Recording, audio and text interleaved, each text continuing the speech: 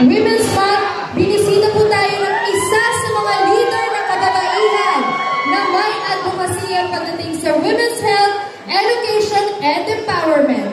At para formal na ipakilala po sa atin, atin pong tinatawagan, she is a mother, a lawyer, economist, athlete, and a senator.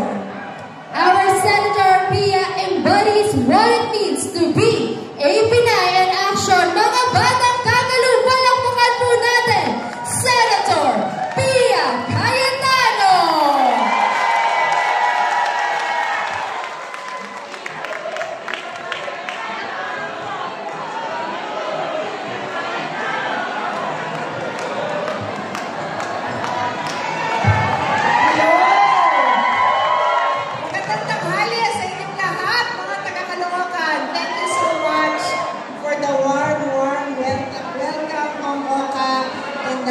The entire City Council and Vice Mayor. Kamusta po kayo? Classmate ko po ang mayor nyo. Talagang tama ba? Ayoko magsinungaling ha, pero ito yata ang unang syudad na binisita ko na ako lang ha, napunta para naman humingi ng suporta. Anyway, it's Women's Month at ang dami kong nakikita ng kababaihan dito. Kamusta na mga kababaihan? Kamusta na mga nanay? No, I just want to share my personal story kasi siguro nakikilala niyo ako sa TV bilang senador niyo. May nanonood ba kayo ng Cayetano in Action with Boy Abunda?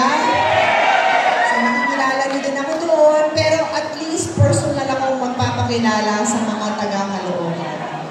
20 years na po ako in public service. Abogado ko, katulad ng ama ko.